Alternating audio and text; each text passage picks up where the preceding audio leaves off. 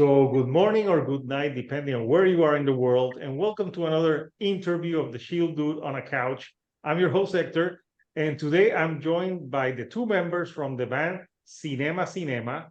So, they're a band from New York, and they play. This is how I would describe it to you. Like, think Lou Reed meets punk, meets jazz, and then you have the sound of Cinema. And I'm here with the two members from the band. So, guys, how are you tonight? Very, very well. Thank you, Hector. Really good to be here. My name is I'll say my name and then I'll get out of the way for my cousin. My name is Ev Gold. I'm the singer and guitarist and one half of the insane duo that's Cinema. And excited to be on the show and excited to hear you describe the sound of the music as such. Let me button up and let my cohort introduce himself because I'm known to really lose myself in tangential conversation. So let me shut up for a second and let my cousin speak. He's very excited about that Lou Reed comparison. I know that. Yeah, that got your blinkers going. I see that.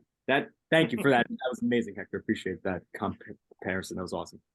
Yeah, I'm Paul. I am the other half of Cinema. I'm Ev's cousin, and also the drummer of Cinema. That's pretty much what I do.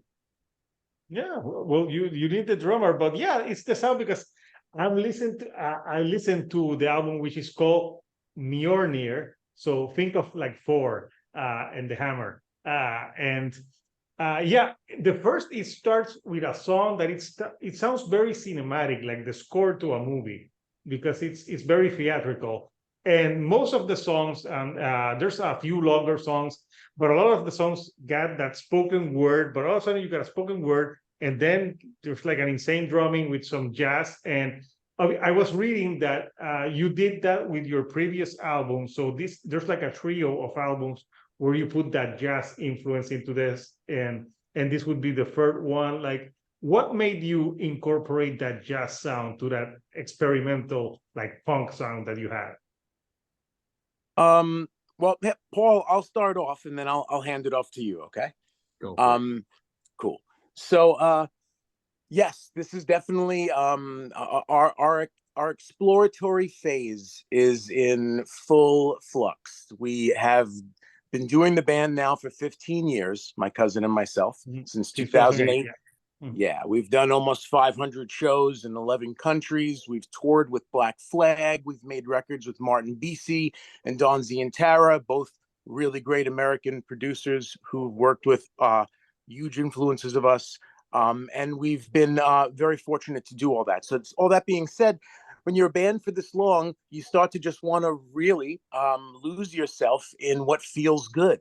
And what feels good to us is kind of letting the rule book go out the window and chasing the sound wherever it goes. And we were lucky enough to start a collaboration previous to this one with a horn player, a guy named Matt Dario. He's in a handful of bands, including one that's a world music act called the Klezmatics. But aside from that, we made 2 records with him, and those records kind of opened us up a little bit in the free jazz direction. The lose yourself in the moment, aka improvise a lot direction. We've always included improv in our music since early on, but the improvised element really kind of came into play when working with Matt Dario on the previous 2 albums. So before I get out of the way and let Paul comment a little, on this album, we have a different collaborator. And the collaborator happens to be a man named Thor, which influenced the title of the album being Mjolnir. We can get to that later on, why it's named that, etc. But nonetheless, it is in relation to Thor. And Thor does add an entirely different element to us this time through than we've had before. He played a good handful of different percussion instruments and some double drum kit right alongside Paul, which we haven't really experimented with that before. And Thor also utilized a bunch of synthesizers, which we haven't really utilized too much on music before. And we did a lot of improving with Thor and harvest that improv with the producer after the fact. The producer is Martin Bisi, and he's a gentleman that we've worked with a bunch.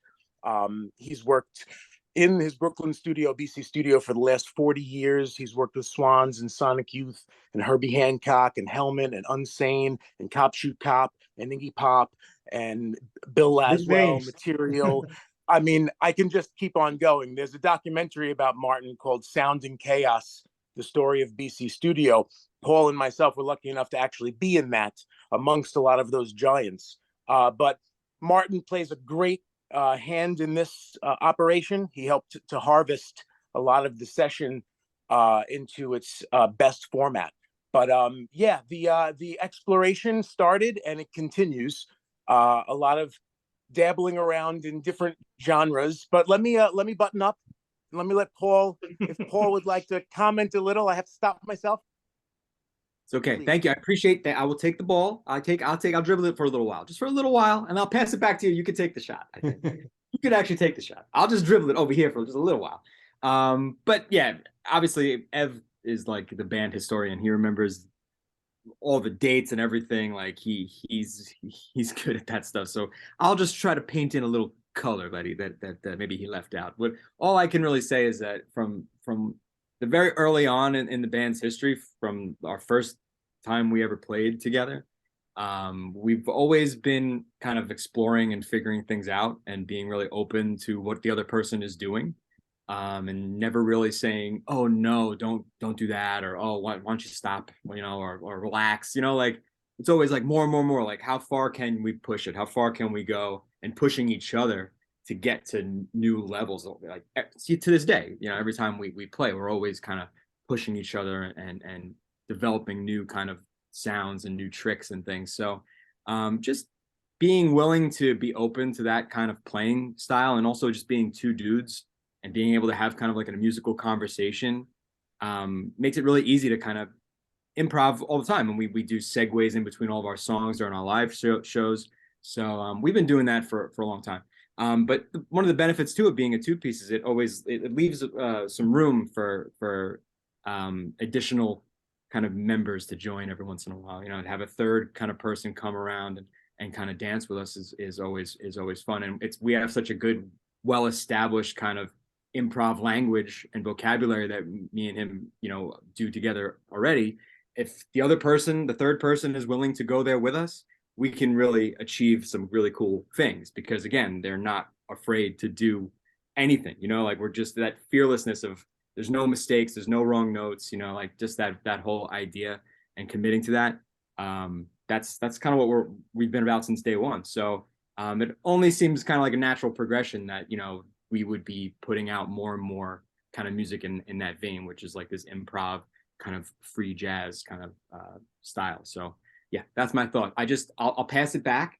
Yeah. I'll pass it back. You're ready? It's interesting that what you guys are doing. And since you're getting like extra musicians to join, I heard Slipknot just like let go a few people. Maybe you can invite someone from Slipknot to play with you guys. Take it. That sounds great. Open-minded to Slipknot. If anyone tunes in, email is cinemaband@gmail.com. Please reach out to us or let us reach out to you. Sure, we'd love. There is space for another. Yeah, and then we'll get that famous like quote, like, what does Corey Taylor think? That is a good point. Yeah.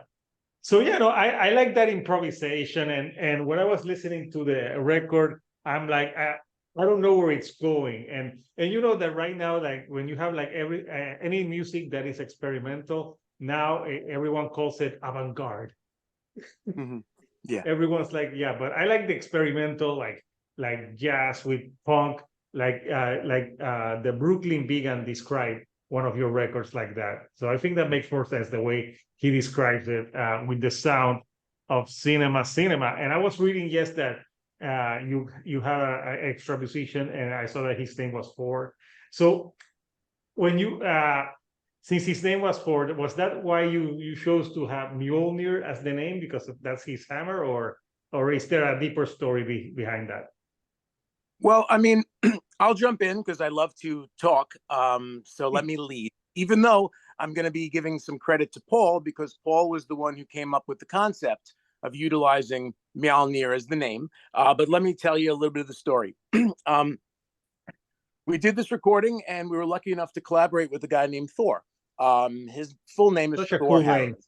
Yeah, come on. And he's such a cool guy. Oh my goodness. I could never have enough time to describe. I don't have the words to describe what kind of an individual he is. Very, very, very great positive force. So Thor, his full name is Thor Harris. He's a lifelong musician. He's been doing it for quite a while. He's maybe a few years older than us, but it's kind of like a sonic brotherhood. It felt like very quickly. But moreover, he's played with Swans. I think Swans is probably maybe the most notable act that he played with. He was in the iteration of the band from 2010 through 2017. And that was a period of time where I think they released 3 or 4 albums and did lots of touring, and were crossing over a bunch of different genres, as they do, because they're quite heavy, but they're not heavy metal or punk or anything. But Thor was a part of Swans, and he's been a part of a number of other really cool and interesting musical acts. Through mutual people behind the scenes, we connected. He got a chance to hear our music, and he reached out saying it was, he was into it, and that he hoped that our paths would cross. And as Paul and I have been running on every path we possibly can find and crossing with anyone possible, as part of our story is we've toured with Black Flag, and like I said earlier, we've made records with Martin Bisi and Don Zientara. Don Zientara is the dude who recorded almost everything that Discord Records put out, and Discord is like the label in DC that put out Minor Threat and Fugazi and all that stuff. So we've been fortunate. Yeah. We've been very fortunate in running down all these trails and having all these trails crossed. So this trail crossed. It was as such that Thor had some work to do in our neck of the woods, that neck being Brooklyn, New York. He also knew Martin. Martin Bisi is the producer I mentioned earlier. He worked on this record and 2 of our previous records. As I noted, Martin's been around for the last 4 decades, and he's worked with every notable, insane musician possible that's passed through Brooklyn. It's such a privilege to work with Martin. So that all that tied together, and that Thor had worked with Martin before, but they hadn't worked together in a while. We were eager to work with Thor. He was coming to town. The schedule's locked up, and we locked in time. We said, let's see what we can get out of an afternoon. As Paul had noted previously, we've been rooted, Paul and I, in a lot of improv since the beginning. We've always done these improvised segues during live shows. The live show is one long piece of music, really. We don't stop for people to clap, etc. It's just a part of the flow of things. So we had that one shot with Thor and Martin producing. We weren't sure if we'd get a single, few songs, just one weird jam. We struck kind of gold. And it was right before the pandemic that we finished tracking. And then the pandemic really slowed things down. So we mixed it remotely during that time, and we had some time to reflect. And we didn't have an album title, is what we're getting back to, why it's called Mjölnir. We didn't have an album title, and we were listening over and over to the music. And we had just sensed that Thor's presence just had the band moving in a slightly different direction.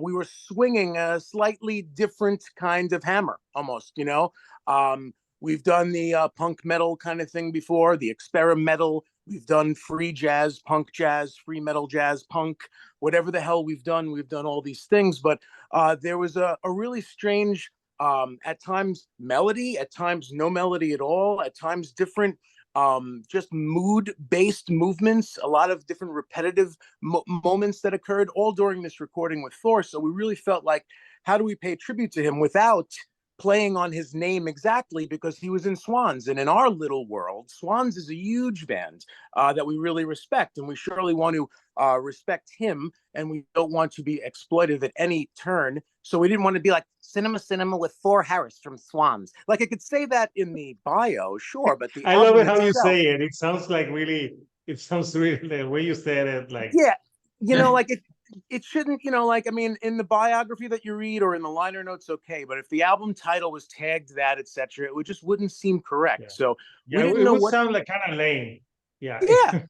Yeah, immediately would disqualify it in a way. And it was Paul who said, well, Mjolnir is Thor's hammer. We're saying we're swinging a different way, like Thor's hammer is the Mjolnir. And then I was just like, I thought, wow, I never would have thought of that one. And as you could tell, I'm Mr. Talkative, crazy. I'm an idea guy. I love to be Mr. Ideas. And Paul caught me off guard, and I'm like, you got it. That's it. Let's do it. And we looked it up, and it has an umlaut, which is the most how crazy and heavy is that? Like what the Nordic thing over the O. Oh yeah, they put those blue dots on everything. Yeah. Yeah. I mean, it's exciting to have those dots on an album title, maybe to just make that really childlike. But the point is, it was Paul who came up with it, and Mjolnir is definitely in homage to our guest Thor. Yeah. What do you think, Paul? It was your idea. I say the only reason why that was on my mind, I mean, the only reason why I even know what Mjolnir is obviously because of the Marvel movies, right? So I wouldn't even probably know it otherwise. I think they suck, but yeah. Well, especially the last one, that Love and Thunder thing. It was like oh my God, it was a comedy. That comedy thing. The third one was really good. Ragnarok was really good, I thought, but. That one was good because it had some funny stuff, but action. But that last one was just an atrocious excuse of a movie. Yeah, as has been the last few Marvel movies in general. Oh yeah, but I digress. I know, and Ev's not really a Marvel superhero guy, so that's why probably you wouldn't really have thought of it. But it's it's part of the lexicon now because of those movies. He looks more like a DC guy. Or a Batman, or yeah, you're a Green Lantern guy. Maybe I prefer DC too than Marvel. So yeah, that's another topic. Yep. So I mean, it was just on my mind, and I kind of liked the idea of the Norse mythology too. I thought that would be pretty cool, and we could explore that in art. And actually, Ev's wife does all of our artwork. And she does amazing job. So, when I thought to suggest that, I immediately thought of all the cool things she could do with kind of like the whole Nordic kind of vibe. I just thought that was really cool. And Thor himself, Thor Harris, the musician, not the Marvel character, he actually looks like Thor. He's got that Nordic vibe. There's a picture of him in our album cover. It kind of just made sense, and then we kind of thought of like, oh, let's do it kind of black and white. And then that kind of went with what Lauren was designing in the art. She created like a really cool Nordic font that didn't exist before, and put that as the album on the album cover. So yeah, I just think it all kind of made a kind of sweet smelling package. It was kind of cool. Yeah, no, and I find it interesting that you guys, you're saying that your shows it's like a long song, so you don't let people clap. Has there been a show where someone tried to clap and you're like, no, do not clap, do not dare clap, it's not over? No. I mean, I would put say a sign up do not clap. Applause instead of applause, no applause. No applause would be an amazing sign to hang up behind us. Hector, I think there's a bit of a breakthrough. We've just broken the wall down here, and there's been some progress. Hector, executive producing some live moments for Cinema. The no applause thing is something when we do the arena tour. The guy will be and everyone's should I applause now? No, not now. Look at the sign. Look at the sign. No applause.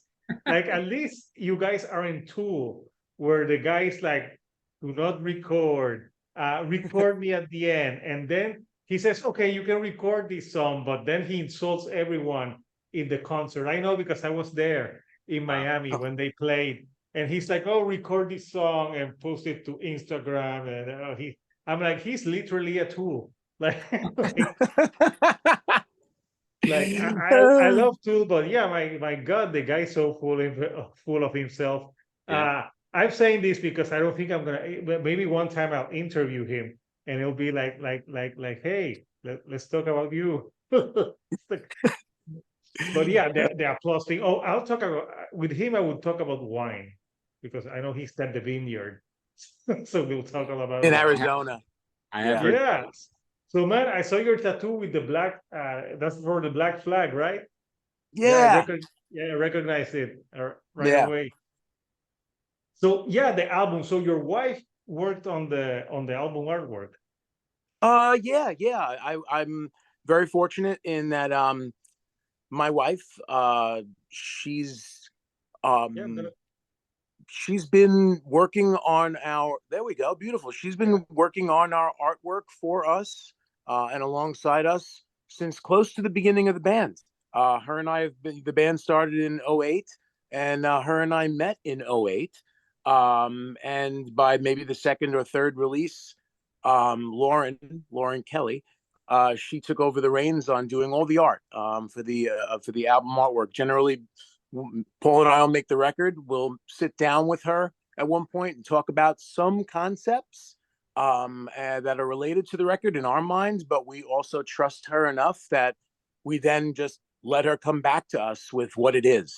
It's not like we don't get in the way of her process because she's got a lot of talent. So No, it looks yeah. awesome. It looks like a yin and yang type of thing with this artwork. Like what was the like you were trying to convey with the artwork? Well, I believe that like there's a number of messages in the artwork. I don't really want to spoil any Easter eggs or convey them incorrectly. Okay, just give us like a little bit, yeah.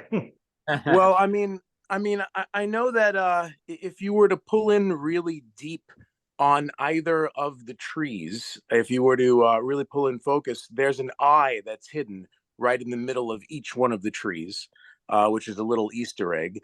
There is Oh. yeah, so you might have grabbed it. There's a number of astrological items that are placed in as well. But I believe the tree itself, there is because of the album title Mjölnir, and it summons up a Nordic vibe. I Yeah. believe in some sort of Nordic cultures, there's the idea of this type of a yin and yang type of a tree, like roots coming from the bottom and the top. I'm not quite sure of the correct pronunciation. I believe it might be the word Essen or something along those lines. But again, I don't want to trample upon something great by offering incorrect information. No, of But yeah, course. basically we left her with the idea of like there's a Nordic vibe to this and run wild. And when she came back with that, we just thought we're happy. This portrays what we'd like it to. No, it looks cool, and I think it portrays, the music very well. So for you guys working on this album, like, do you have like I will ask you, like, what is your H1? What is your favorite song on the record, and which one was the song that was like the hardest to compose? Like, it was like, man, this song was difficult. Okay, Paul, do you want to start? Because I'm always starting things. I'll start only because I think we both might share the same song, so I'll steal the favorite song from you. Sorry, but we can have the same one. But I think maybe you might agree. I think the song "My Vision of the Future" is definitely. I mean, it's my favorite song on this record, and it's probably one of the favorite things that we've ever done. Just the vibe of it, the pacing of it. And again, you got to keep in mind that all this stuff was made up on the spot, and then like we kind of went in. So we basically did 3 like 30-minute jam sessions with Thor and just played 30 minutes nonstop and just let the music take us where we went with it. And then stopped, took a break, went back in, did it all over again so there was basically 90 minutes of music that we needed to kind of comb through and kind of find the nuggets and the jewels, that were going to be the songs. So it's pretty amazing that such a kind of fully realized idea, to me, when I listen to My Vision of the Future, it sounds to me like a fully kind of written piece. And we could never have written it. We could never have made it that way. We never would have sat down and wrote that. But somehow, in the moment, we created this really kind of beautiful and thought-provoking piece, especially with Ev's lyrics that he kind of does at the end. which was, if I'm not mistaken, all off the top of your head, and you just kind of went stream of consciousness and just kind of did a crazy man rap at the end, which you have been wont to do, and that along with the just the whole vibe that we were setting with Thor. I mean, it's a special track to me, and the creative process to make it. I really can't speak too much about that because we did it in the moment, but maybe Ed might have a better memory about some of the stuff that in terms of like when we actually went in and edited and did overdubs a little bit here and there. I would say 90 to 95% of the record is all just made up, so like improv stuff, and then we went in and fixed things here and there to make it complete. So maybe we could really talk about the creative process on that end, but in terms of like what we did in writing that song and everything, there's really nothing to say because it just happened, and then we heard it later and said, oh shit, that's cool, that'll be one of the songs. But yeah, My Vision of the Future is definitely special to me. It's got a cool name. Yeah. To jump in, I have to agree with Paul real quick. I mean, My Vision of the Future is one that we felt like was an accomplishment, and that was all, like, as Paul had noted, we did a handful of jams and then we carved the pieces out of the jams. This was one that just arose in the middle of the jam where we just happened upon this. And yeah, I mean, for me, like, the vocal is entirely improvised, no lyric sheet, no nothing. Just literally the scratch vocal mic in the room as we're recording and just going off on an insane tangent of My Vision of the Future, you're not included. My Vision of the Future, you're deleted, you're erased. And then kind of going in all the directions that the mind pulls apart. And I love what the drums do. And I love the overall vibe of the song. And I love that we achieve a lot without getting too insanely riffy. It's an interesting one. So My Vision of the Future, not to echo too much of what Paul said, but I will say that, one that was maybe harder to finish, or one that was maybe difficult, at least on my side of things. Because yeah, like Paul said, we did this record entirely as an afternoon-long improv session. And after the fact, Paul and I listened to it. We cherry-picked out the moments of the jams. We had Martin then get them out of the jams themselves and isolate them into songs. And then about half of them already had vocals and everything happening.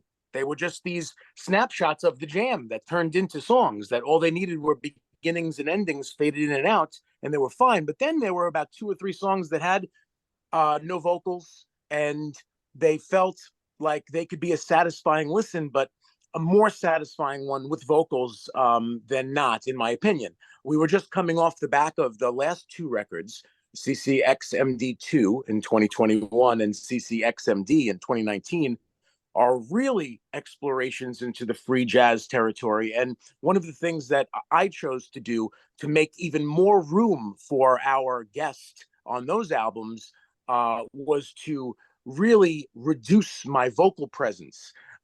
We had a really, really standout horn player who had like 5 different horns at his feet and can do anything possible. To me, in those sessions, there needed to be even more space for him to sing in his way. So we were coming off of 2 albums where I specifically stood back and there was maybe a little bit, 5% vocals on 2 albums worth. So going into this one, my mouth, as you can tell from getting to know us shortly, can't stop, and it loves to keep going. And I love to hear it, whether you do or anyone else does. It just has to go. So on this album, I really felt like, well, why leave a song instrumental if I could find the right vocal? I don't want to force a vocal and ruin something, but let me try.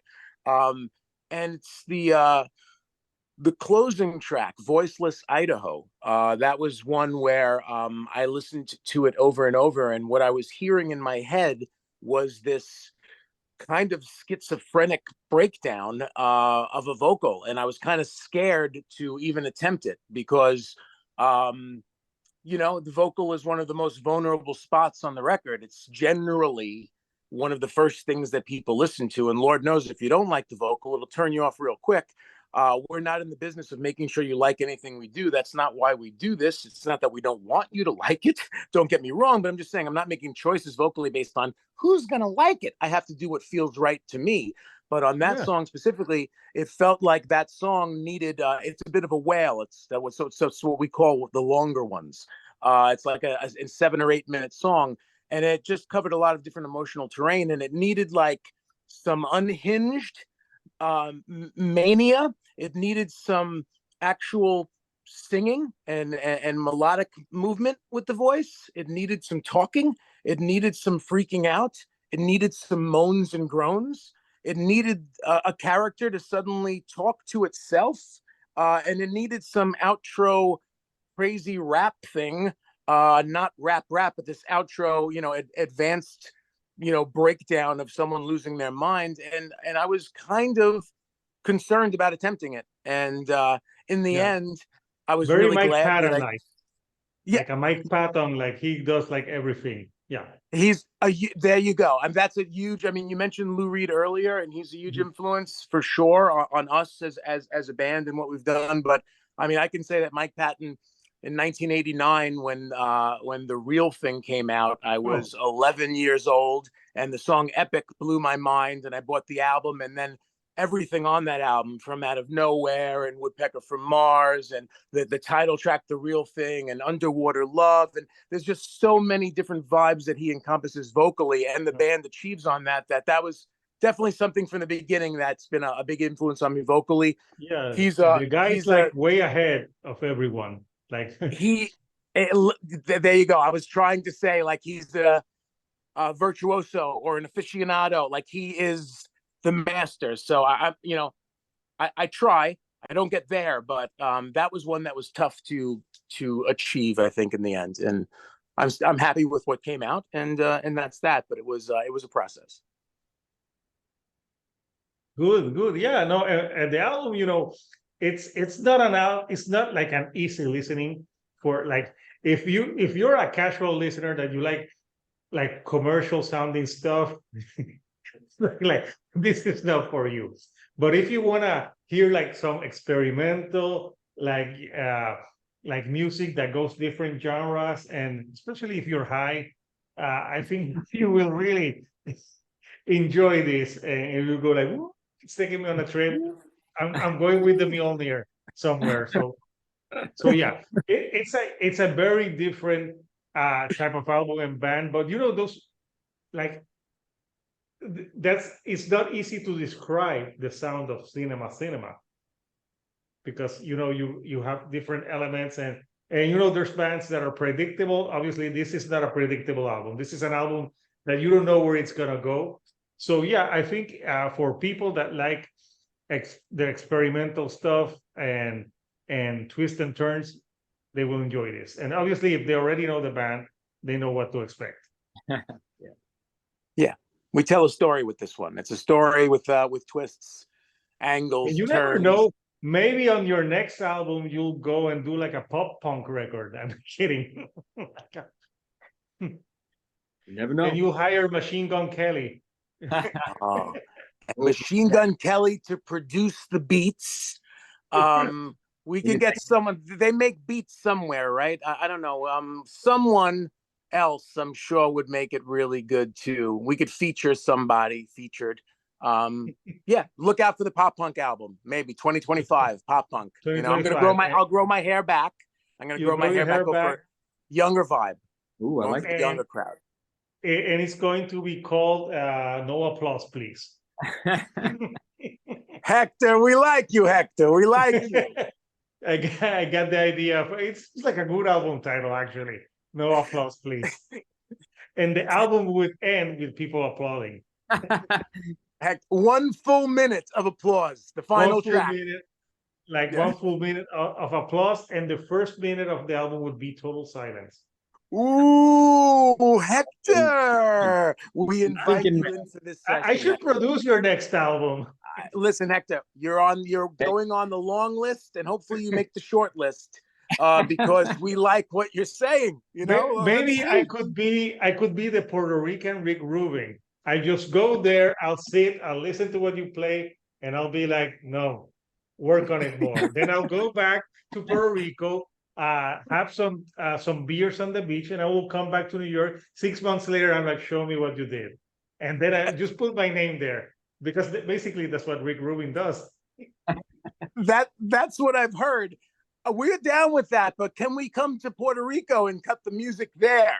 So we can at least get something out of this non-producer relationship you'd like to take on with us. That would be amazing. Yeah. So guys, it's been great talking with you about the album and experimental music. So I know the album's coming out in July 14th, if I'm not mistaken. I'll put the link so people who want to pre-order get it. I know that it will be on Bandcamp. Are you gonna have it on vinyl for now or no?